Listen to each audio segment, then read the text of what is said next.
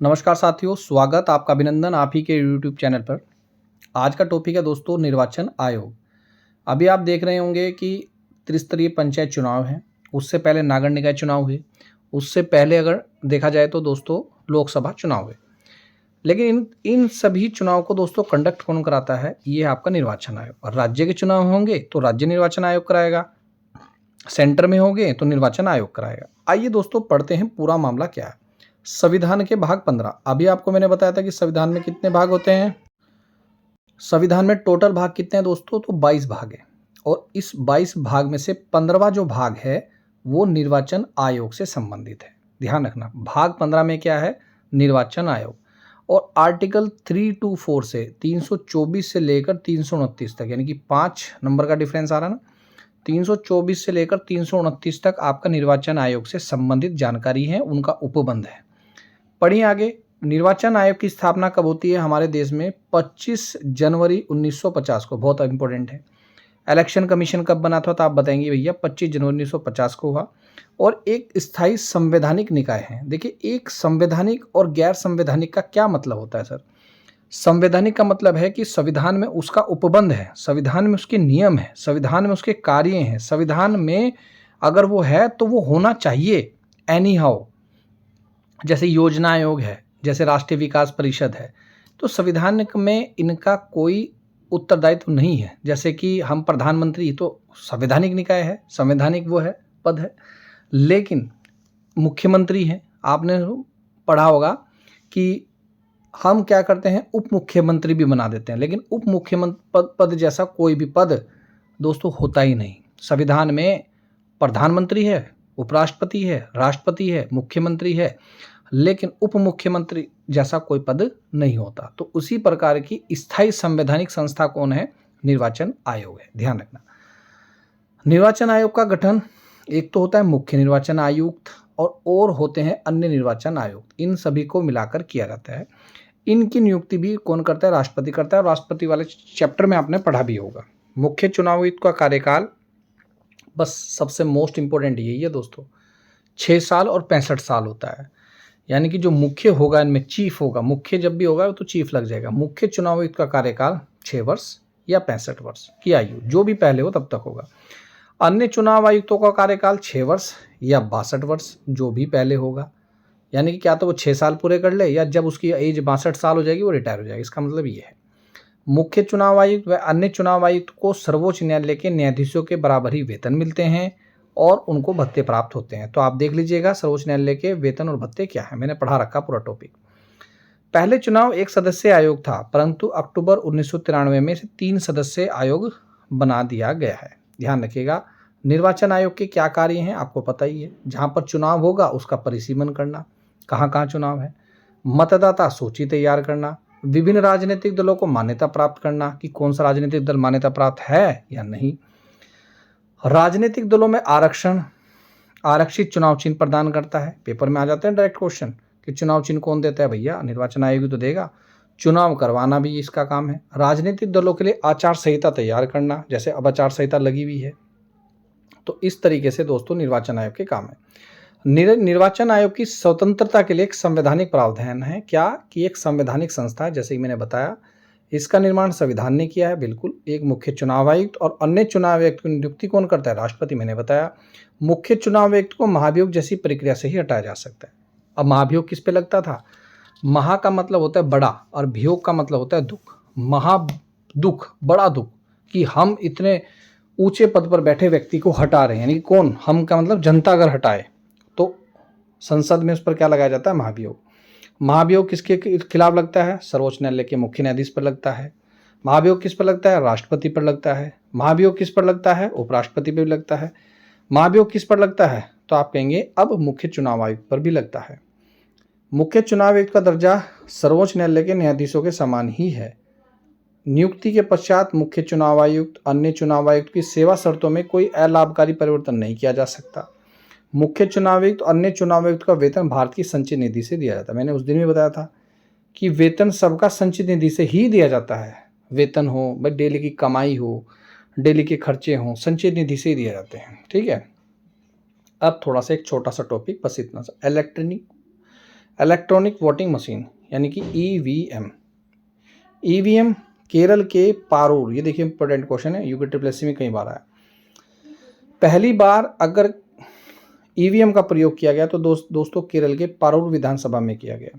नवंबर 1998 मध्य प्रदेश के 5, राजस्थान के 5, दिल्ली के 6 विधानसभाओं के चुनाव में बड़े पैमाने पर दोस्तों ईवीएम का प्रयोग किया गया। लेकिन लेकिन लेकिन लेकिन अगर आपसे पूछा जाए ईवीएम का प्रयोग कहाँ हुआ, केरल में हुआ। लेकिन पूरा चुनाव नहीं हुआ, बस ये इंपॉर्टेंट है। अगर पेपर में आ जाए ईवीएम का प्रयोग करके 1999 में पूरा चुनाव करवाने वाला प्रथम राज्य कौन सा था भैया, तो गोवा था। ये ध्यान रखना भाई, बहुत इंपॉर्टेंट है, बहुत इंपॉर्टेंट है। और सबसे पहले इसका इस्तेमाल नागालैंड के चुनाव में हुआ। ये क्या है सर, ये VVPAT, एक बैलेट निकलता है ना, कागज की पर्ची, उससे चुनाव करवाने वाला अगर पहला राज्य था तो वो नागालैंड था, ध्यान रखना। राष्ट्रीय दल का दर्जा हासिल करने वाले आवश्यक शर्तें। अगर कोई पार्टी बनाना चाहता है तो पार्टी के लिए दोस्तों क्या आवश्यक शर्तें होंगी, क्या नहीं, वो देख लीजिए। लोकसभा आम चुनाव और राज्य विधानसभा चुनाव में किन्हीं 4 अथवा अधिक राज्यों में डाले गए वेद मतों का 6% करना जरूरी है। जितनी भी वोटें हैं, देखिए पार्टी ए है, ये पार्टी ए है, ये बी है, ये सी है, ये डी है, अब जितनी भी वोट पड़ी उसका कम से कम 6% तो उसको मिला हो। दूसरा, कम से कम 4 सीटें जीतनी भी जरूरी है किसी राज्य में या किसी विधानसभा में। तीसरा, लोकसभा में 2% सीटें जीतनी जरूरी है, और वो भी कम से कम 3 अलग अलग राज्यों में हासिल की गई है। वर्तमान में मान्यता प्राप्त कुछ राष्ट्रीय राजनीतिक दल हैं, ये जरूर याद कर लीजिए। जैसे भारतीय जनता पार्टी का तो कमल है, कभी भूलोगे नहीं। भारतीय राष्ट्रीय कांग्रेस का पंजा है, कभी भूलोगे नहीं। लेकिन सबसे खतरनाक जो इसमें इंपॉर्टेंट है वो आ भी जाता है कभी कभी, राष्ट्रवादी कांग्रेस पार्टी का है, तो उसका चुनाव चिन्ह क्या है, घड़ी है। अब आम आदमी पार्टी का भी याद रख लेना, झाड़ू है, पेपर में पूछ लेता है, बाकी इतना इंपॉर्टेंट नहीं है। मतदाता का फोटो युक्त पहचान पत्र देखते हैं ना आप, आधार कार्ड वाला, ये कब चला था, 1993 में चला था, बाकी पढ़ने की कोई ज़रूरत नहीं। इसमें जब 18 साल की आप आयु पूरी कर लेते हैं तब ये बनता है, तो कोई बकवासबाजी है इसमें, कोई इंपॉर्टेंट है नहीं। ये थी पूरा आपका निर्वाचन आयोग, इसमें कुछ नहीं पढ़ना, ये कुछ नहीं है, बकवास है, कभी पेपर में दोस्तों क्वेश्चन नहीं बनते। अब है दोस्तों परिसीमन आयोग क्या है, मैं छोटा सा समझा दूं। परिसीमन आयोग एक सर्कल है। सर्कल मतलब, सर्कल हमने क्या किया हुआ है, हमें पता है कि भैया वर्तमान में लोकसभा की इतनी सीटें हैं, राज्यसभा की इतनी सीटें हैं, विधानसभा की इतनी सीटें राज्य में हमारे, और विधान परिषद की इतनी सीटें हैं। और ये सीटें किस तरीके से हैं, जनसंख्या के आधार पर हमने आवंटित की है। वर्तमान में इतनी जनसंख्या है तो इतनी सीटें हैं, लेकिन आप देख रहे होंगे जनसंख्या बढ़ रही है दिनों दिन। अब जनसंख्या बढ़ रही है, नए नए राज्य बन रहे हैं। अब पहले कम राज्य थे, 14 राज्य थे, आज 28 राज्य हैं। तो अब क्या होना चाहिए, जब जनसंख्या बढ़ रही है तो अब ऐसी स्थिति में दोस्तों परिसीमन होगा। अब इसको पढ़ना चाहे कोई बच्चा पढ़ सकता है, लेकिन इंपॉर्टेंट नहीं है। मैं 2-4 इसमें लाइन इंपॉर्टेंट है वो पढ़ा देता हूँ। परिसीमन का मतलब है, देखो साहब लिख भी रखा है जो मैं बता रहा हूँ, संविधान में परिसीमन आयोग के संबंध में कोई स्पष्ट निर्देश नहीं दिया गया। फिर मैं पढ़ा देता हूँ। परिसीमन आर्टिकल नंबर 82 में है, जनगणना के आधार पर परिसीमन लगता है। जैसे 2026 में जनगणना होगी तब परिसीमन लग सकता है, ये भी कंफर्म नहीं है, और वो भी पता नहीं कि कब देखो ये जरूरी इंपॉर्टेंट है कि परिसीमन आयोग पहली बार कब लगा था, 1952 में। परिसीमन लास्ट 2002 में लगा था, अब दोबारा से फिर लगने वाला है। अब हो सकता है कि लोकसभा में वर्तमान में 550 सीटें हैं, 552, हो सकता है 600 सीटें हो जाएं, हो सकता है 800 सीटें हो जाएं। अब हो सकता है वाली तो नहीं याद करके जाएंगे ना। तो परिसीमन आयोग में देश के मुख्य निर्वाचन आयोग सहित सभी राज्यों के केंद्र शासित प्रदेशों के निर्वाचन आयुक्त इस आयोग में सदस्य होते हैं। तो खैर ये इंपॉर्टेंट नहीं है। अब परिसीमन आयोग में कितनी सीटें होंगी, कितनी नहीं होंगी, ये तो भविष्य की बात है, लेकिन इसको न्यायालय में आप चुनौती नहीं दे सकते, ठीक है। कम ज़्यादा करना ना करना ये परिसीमन आयोग का काम है। हो सकता है जैसे हमारे उत्तराखंड में राज्यसभा की 3 सीटें हैं, तो हो सकता है परिसीमन के बाद वो 10 सीटें हो जाएं, हो सकता है 4 सीटें हो जाएं। कोई ये नहीं कह सकता कि 4 क्यों करी, कोई ये नहीं कह सकता भैया 10 क्यों करी। तो भैया परिसीमन आयोग के आदेशों को लोकसभा संबंधित राज्य विधानसभा में रखा जाता है, किंतु लोकसभा राज्य विधानसभा परिसीमन आयोग के आदेशों में कोई सुधार, देखो वही बोल रहा हूँ ना मैं, कोई सुधार नहीं कर सकता, कोई संशोधन नहीं कर सकती। परिसीमन आयोग के द्वारा प्रत्येक राज्य के कोई बदलाव नहीं किया जाएगा। तो ये था दोस्तों पूरा टॉपिक आपका परिसीमन आयोग का। क्या पढ़ा आपने, दोबारा से फिर समझ लीजिए। आर्टिकल नंबर 82 में प्रत्येक जनगणना की समाप्ति पर, अब जनगणना कब होती है, प्रत्येक 10 साल में आपकी जनगणना होती है, तो प्रत्येक 10 साल की जनगणना पर परिसीमन आयोग बैठता है, देखता है कि भैया कहाँ सीटें बढ़ानी चाहिए, कहाँ नहीं बढ़ानी चाहिए। कोई स्पष्ट उल्लेख हमारे संविधान में परिसीमन आयोग के बारे में अभी नहीं है, दिशा निर्देश नहीं है। पहला परिसीमन आयोग 1952 में लगा, अब तक लास्ट वाला लगा 2002 में।